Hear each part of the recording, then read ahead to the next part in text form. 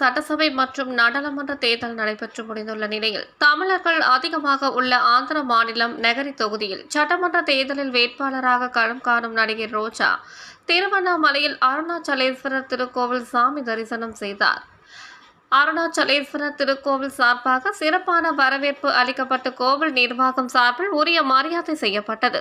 சாமி தரிசனம் செய்துவிட்டு வெளியே வந்த நடிகரும் கலாச்சாரம் மற்றும் சுற்றுலாத்துறை அமைச்சர் மற்றும் தற்போதைய நகரி தொகுதியின் சட்டமன்ற வேட்பாளருமான ரோஜா செய்தியாளர்களிடம் பேசுகையில், அருணாச்சலேஸ்வரரின் ஆசிர்வாதத்தோடு பொதுமக்களுக்கு சேவையாற்றுவதில் முன்னேறி செல்வதாகவும், கிரிவலத்தை முடித்துக் கொண்டு சாமி தரிசனம் செய்தது மனதிற்கு மகிழ்ச்சியாக இருப்பதாகவும், மக்களுக்கு சேவையாற்றுவதற்கு கடவுளின் அருள் தனக்கு இருக்க வேண்டும் என்று கூறியவர் தொடர்ந்து பேசுகையில், மக்களை நேசிக்கும் தலைவர் ஜெகன்மோகன் ரெட்டி 2வது முறையாக முதல்வராக வேண்டும் எனவும், தானும் 3வது முறையாக எம்எல்ஏவாக வெற்றி பெற வேண்டும் என அருணாச்சலேஸ்வரரிடம் வேண்டுதலை வைத்திருப்பதாகவும், ஆந்திராவில் தேர்தலுக்கு முன்பும் தேர்தலுக்கு பின்பும் வன்முறைகள் நடைபெறுவதை குறித்தும் அரசு அதிகாரிகள் மாற்றப்படுவது குறித்த கேள்விக்கு பதில் அளிக்கையில், பாஜக தெலுங்கு தேசம் ஜனசேனா கூட்டணியில் தேர்தலை சந்திப்பதால் சந்திரபாபு நாயுடு பாஜகவின் அதிகாரத்தை பயன்படுத்தி எளிதாக தேர்தலில் வெற்றி பெற முயற்சிப்பதாகவும்,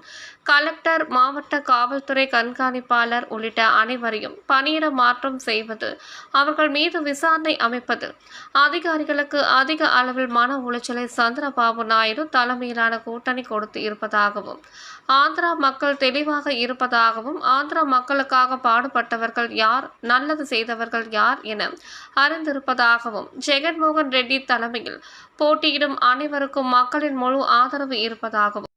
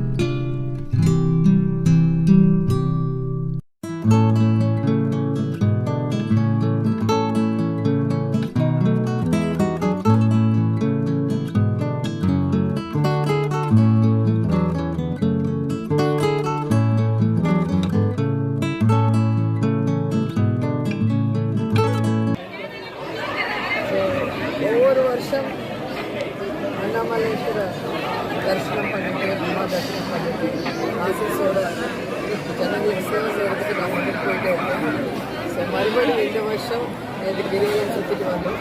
எனக்கு அற்புதமாக அருணாச்சலேஸ்வர அபிஷேகம், அம்மா அபிஷேகம் பார்த்து ரொம்ப சந்தோஷம்.